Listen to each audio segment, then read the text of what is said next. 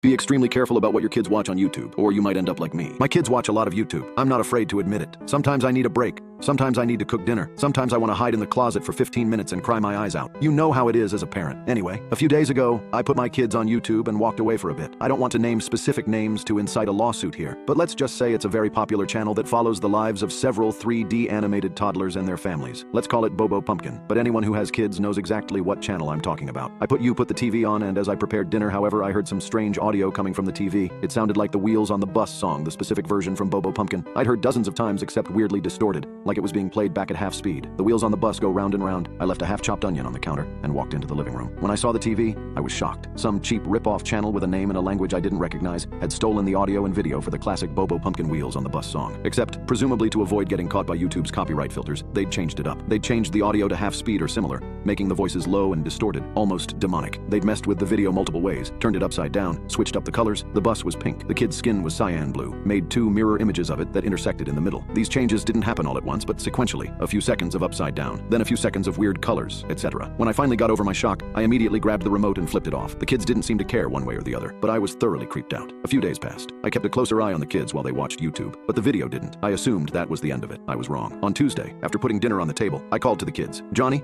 Amelia, I called. Dinner's ready. No response.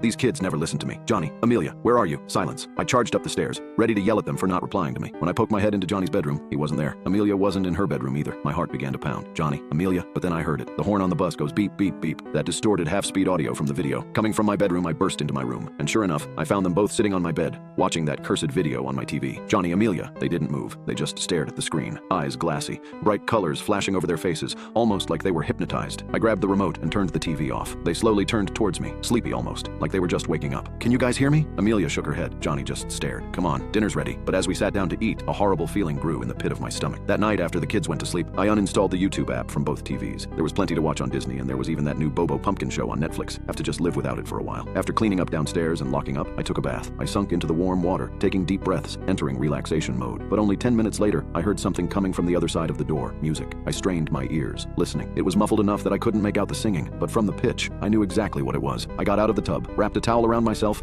burst into the bedroom. The horn on the bus goes beep, beep, beep. I ran over to my phone, charging on the nightstand. Sure enough, it had YouTube open and was playing the video. I stared in horror as the blue-skinned bus driver slapped his hand on the horn. Beep. Grabbed the phone and turned it off. It must have went off by accident. Emerald must have tapped the phone, and they've been watching that video so much it was probably right on my feed. Our cat Emerald wasn't in my room now, but the door was ajar. She could have gotten in, played with my phone, and accidentally opened YouTube, right? It was really unlikely, but I told myself those lies anyway. I couldn't go down that path, spiral into fear. I'd done it too many times. As a single mom, heard a noise in the middle of the night, found a stray footprint in the yard, saw someone I didn't recognize walking down the street, glancing at my house, freaking out every time. I was not going to lose my shit over some Bobo Pumpkin video of all things. I dried off, got into my pajamas and checked the kids. Then I turned off my phone, put on airplane mode so it didn't even have internet access, and went to sleep. I woke up in the middle of the night. I grabbed my phone off the nightstand and glanced at the time. 3:17 a.m. I got up and used the bathroom. Then I decided to take a quick look at the kids. I'd check on them sometimes just to make sure everything was okay. As soon as I got into the hallway though, I saw something was terribly wrong. Both of their doors were open. My heart began to pound. Johnny, Amelia,